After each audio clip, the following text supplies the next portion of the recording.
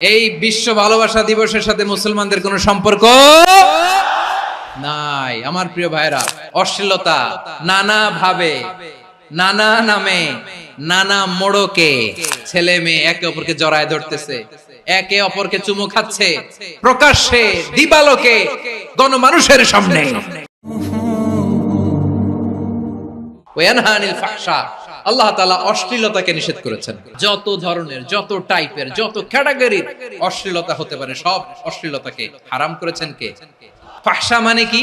কথায়, কাজে, আচরণে, কমেন্ট, ফেসবুকের কমেন্টসে যত ধরনের নোংরামো আছে, যত ধরনের অশ্লীলতা আছে, এটাকে আরবিতে বলে ফাহশা। রাব্বুল আলামিন বলেন, কুল ইন্নামা হারামা রাব্বিয়াল ফাওয়াহিশা মা যাহারা মিনহা ওয়া মা বাতান। ও নবী, আপনি বলে দেন, আমার রব প্রকাশ্য, অপ্রকাশ্য, স্পষ্ট কিংবা অস্পষ্ট, দৃশ্যমান কিংবা অদৃশ্যমান সব অশ্লীলতাকে হারাম করেছেন। সব ধরনের অশ্লীলতা হারাম। এবার বলেন, আমাদের সমাজে অশ্লীলতা আছে না নাই?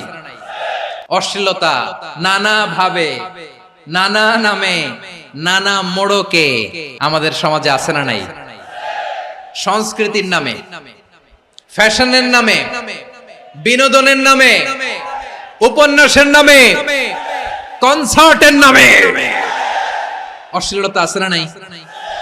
আপনি দেখেছেন কনসার্ট গুলোর অবস্থা? আমাদের তরুণ তরুণীরা, আমাদের যুবক যুবতীরা, আমাদের জেনজিরা, কি অবস্থা ওইখানে?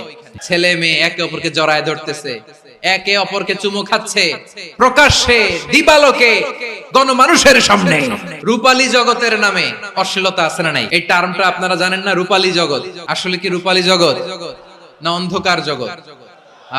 আমার বোনেরা, আপনাদেরকে যে কি বলে তারা বুঝায়, রূপালী জগৎ শুনেই আপনি ভরকে যাবেন না।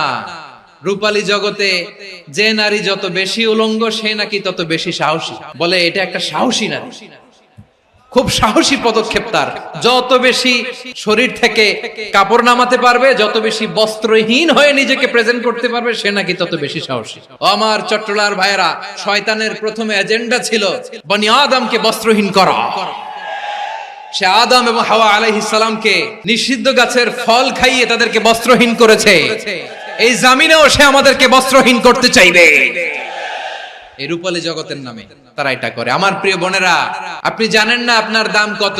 ওরা আপনাদেরকে বিজ্ঞাপনের সস্তা পণ্য বানাতে চায়। ওরা আপনাদেরকে ওদের ভোগের লিপসার টুলস বানাতে চায়। আপনাদেরকে দিয়ে ওদের খায়েশ পূরণ করতে চায়। এটা আপনাদের জন্য মোটেও ডিগনিটি নয়, এটা আপনাদের জন্য সম্মান নয়। আপনার সম্মান শালীনতায়, আপনার সম্মান হেজাবে, আপনার সম্মান ভদ্রতায়, আপনার সম্মান আপনার ডিসেন্ট পোশাকে। পোশাক বলে দেয় এই নারীটা ভদ্র না অভদ্র। পোশাক বলে দেয় এই মেয়েটা কোন ঘরের মেয়ে। আপনি জানেন না? আপনারা সস্তা পণ্য বানায়, ভোগের পণ্য, বিলবোর্ডে আপনাকে উলঙ্গ করে উপস্থাপন করে। এই অশ্লীলতার সাথে ইসলামের কোনো সম্পর্ক। এজন্য আল্লাহ বলেন, আমি অশ্লীলতাকে হারাম করেছি। অশ্লীলতাকে হারাম করার প্রথম কারণ হলো এর মাধ্যমে মানবতাকে অপমানিত করা হয়। কারণ মানুষের সম্মান মানুষের পোশাকে। মানুষ যখন পোশাকহীন হয়ে যায়, বস্ত্রহীন হয়ে যায়, তার সম্মান কমে যায়। ঠিক কিনা? অশ্লীলতাকে হারাম করার প্রথম কারণ হচ্ছে মানুষ মানুষকে অপমান করে। একটা নারী, সে তো সম্মানিত। নারী যে কত সম্মানিত, নারীরা এটা বুঝেই নাই। বিশ্বনবী বলেন, আদ-দুনিয়া কুল্লুহা মাতা ওয়া খায়রু মাতা'আদ দুনিয়া আল মারআতুস সালিহা। আমার বোনেরা, 5টা প্যান্ডেলে আপনারা এলইডিতে আমার আলোচনা শুনছেন, আমি জানি। আপনাদের এই গর্ভ যে কত দামি আপনি জানেন না। আপনার পেট থেকেই আসবে আগামী দিনের সালাহুদ্দিন আল আইয়ুবী। আপনার পেট থেকেই আসবে অনাগত দিনের ইমাম মাহদী আল মুনতাযর। আপনার পেট থেকেই আসবে অনাগত দিনের ফয়সাল, ওয়াসিম, মুগ্ধ, আবু সাইদের মতো বীর যোদ্ধা। আমার প্রিয় বোনেরা, আমার প্রিয় বোনেরা, বিশ্বনবীর কথার ওজন খেয়াল করেন। আদ-দুনিয়া কুল্লুহা মাতা ওয়া খায়রু মাতা'আদ দুনিয়া আল মারআতুস সালিহা। দুনিয়ার সবকিছুই অ্যাসেট, এর মধ্যে সবচেয়ে দামি অ্যাসেট নেককার নারী। আপনার গর্ভ যে কত দামি আপনি জানেন না। নিজের সময়টাকে কাজে লাগান, কোরআন পড়েন, সুন্নাহ পড়েন। আপনার অনেক দায়িত্ব ঘরে। You are the MD of your family. একটা family it's a very big institution. পরিবার একটা অনেক বড় প্রতিষ্ঠান। and you are the MD of your institution, আপনি এই পরিবারের MD, managing director of your family. এখানে আপনার কত দায়িত্ব। আপনি ছেলেমেয়েদেরকে তারবিয়া করবেন, আপনি আপনার স্বামীর জন্য ঘরটারে জান্নাতের নীর বানাবেন, আপনার জন্য জান্নাতের ডুপ্লেক্স বাড়ি ওইখানে তৈরি করে রাখবে কে? আপনি যে কত দামি আপনি জানেন না। নারীদেরকে আল্লাহ বানিয়েছেন উচ্চতর করে, নিম্নতর নয়। নারীদেরকে ছোট্ট জিনিস দিলে এটারে বড় করে দেয়, নারীদেরকে ভ্রূণ দিলে, শুক্রাণু দিলে নারী এটারে বাচ্চা হিসেবে উপহার দেয়, ঠিক কিনা? বিয়ের মাধ্যমে স্বামী যখন তার শুক্রাণু তার স্ত্রীকে উপহার দেয়, স্ত্রী রিটার্নে কি উপহার দেয়? ফুল ফর্ম বেবি, মানব সন্তান। আপনি যদি নারীকে বাজার এনে দেন, নারী এটাকে সুস্বাদু খাবারে রূপান্তর করে দেয়। আপনি তাকে একটা মুচকি হাসি দিয়ে দেন, সে তার কলিজা দিয়ে দেয়। কিন্তু যদি আপনি তার মনে কষ্ট দেন, সে আপনার জীবনকে জাহান্নাম বানায়া দেয়। নারীর মন বুঝতে পারলে নেয়ামত, বুঝতে না পারলে কিয়ামত। আপনাদেরকে যেন ভোগের সস্তা পণ্য বানাতে না পারে, আপনাদেরকে সচেতন থাকতে হবে। তাহলে কেন আল্লাহ তাআলা এই ফাহশা অশ্লীলতাকে হারাম করলেন? 1 নাম্বার, এতে হিউম্যান ডিগনিটি কমে। 2 নাম্বার, এতে মানুষের অধিকার নষ্ট হয়। আপনি বিয়ে করেছেন, এরে পরকিয়া করেন, ওর সাথে এরকম আছে না নাই? স্ত্রীর অধিকার নষ্ট করেছেন। আপনি বিবাহ সম্পর্কে আবদ্ধ হয়েছেন তার সাথে, আপনি পরকিয়া করেন ওই ছেলের সাথে, আপনি আপনার হাজবেন্ডের সাথে বিট্রে করেছেন।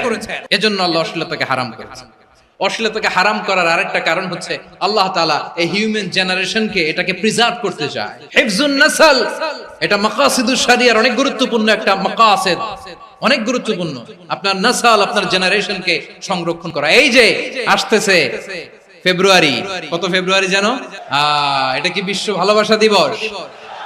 হ্যাঁ, কি দিবস?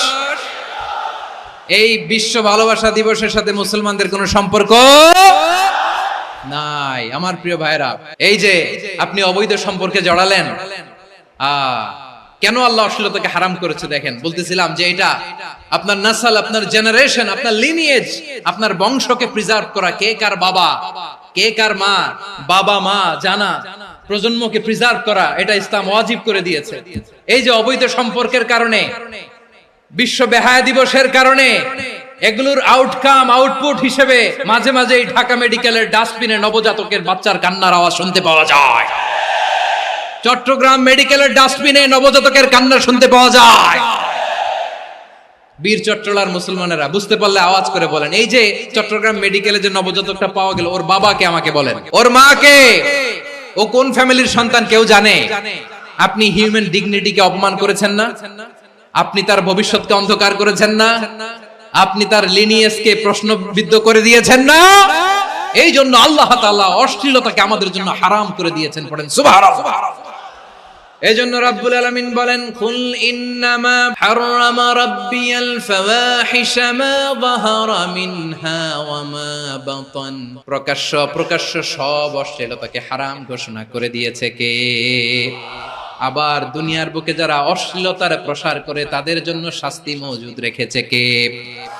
রাব্বুল আলামিন বলেন, ইন্নাল্লাযীনা ইউহিব্বুনা আন তাশিআল ফাহিশাতু ফিল্লাযীনা আমানু লাহুম আযাবুন আলীমুন ফিদ দুনিয়া ওয়াল আখিরাতি ওয়াল্লাহু ইয়ালামু ওয়া আনতুম লা তা'লামুন।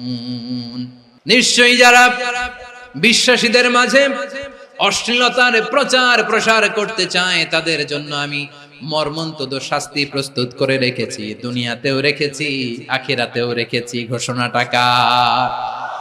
যারা এই নাটকের নামে, সিনেমার নামে, রূপালী জগতের নামে, মুভির নামে, ওটিটি প্ল্যাটফর্মের নামে আমার সমাজে অশ্লীলতা ছড়াতে চায়, তাদের জন্য কঠিন মর্মন্তুদ শাস্তি মজুদ রেখে দিয়েছে কে? ও আমার বোনেরা, এখনো আপনি জাগবেন না? এখনো আপনার চিন্তার দুয়ারে এখনো নাড়া পড়ে নাই? ওরা আপনাকে উলঙ্গ বানাতে চায়, ওরা আপনাকে আইটেম গার্ল বানাতে চায়। এজন্য ইসলাম অশ্লীলতাকে হারাম করেছে। হারাম। ইসলাম বলেছে যোজন যোজন দূরে থাকো, ওরা বলে না কাছে আসো, কাছে আসার গল্প, ক্লোজ আপ ওয়ান, কাছে আসার গল্প আছে না নাই? তাহলে অশ্লীলতার সাথে আমাদের কোনো সম্পর্ক? আমরা এই সমস্ত ক্লোজ আপ ওয়ান, কাছে আসার গল্পের প্রোগ্রামে যাব আমরা কোন ধরনের অশ্লীল কন্টেন্ট সোশ্যাল মিডিয়ায় টিভিতে দেখব